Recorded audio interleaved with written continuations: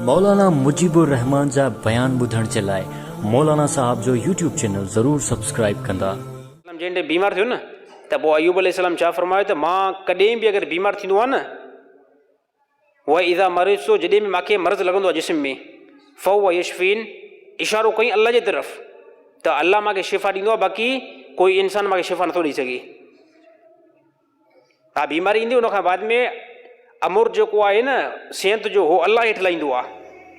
मूसा अलैहिस्सलाम खे हिकु मरतबे पियो पेट में सूरु, मूसा अलैहिस्सलाम खे पियो पेट में सूरु त अल्लाह ताला जी तरफ़ जेको आहे फौरी तौरु मुतवजो थी वियो मूसा अलैहिस्सलाम कि अल्लाह पेट में जेको आहे सूरु पियो आहे त अल्लाह ताला फरमाए फिलाणी जेकी आहे उहो दरख़्त आहे ऐं फिलाणी ॿूटी आहे उतां वञी करे हिकिड़ो पतो खणी करे इस्तेमालु कर ऐं तुंहिंजे पेट जो सूरु ख़तमु थी वेंदो।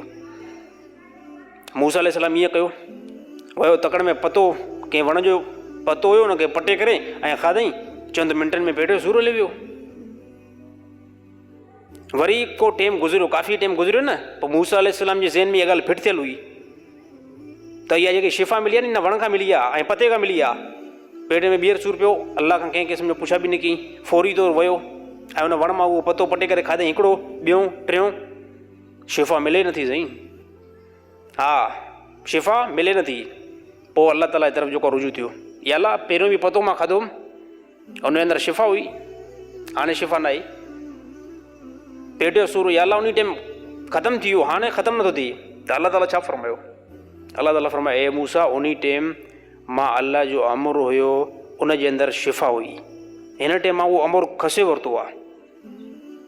हा हिन टाइम मां अमुर खसे वरितो आहे। त हे अल्लाह ताला ॿुधाइणु चाहे पियो त शिफ़ा जेको आहे उहो मां अल्लाह जी तरफ़ां ईंदी आहे। ॾिसो को मरीज़ हूंदो आहे न, को ब्लड प्रेशर जो मरीज़ हूंदो आहे या कंहिंखे तमामु घणा जेको दुनिया जे अंदरि मर्ज़ थींदा आहिनि न, त उन मर्ज़नि जी दवा दुनिया में अंदरि पई आहे। उहो जीअं जो कंहिंखे कहिड़ो बि मर्ज़ु खणे न, पेट में सूरु पए, मथे में सूरु पए, ब्लड प्रेशर जो मरीज़ आहे उनखे टेबलेट खाराईंदो ऐं गोरियूं खाराईंदो न, उनजो सही थी वेंदो मर्ज़ु।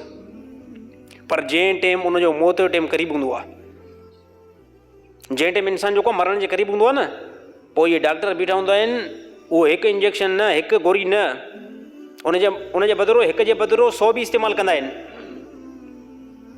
100 बि इस्तेमालु कंदा आहिनि, पर उहा पोइ शिफ़ा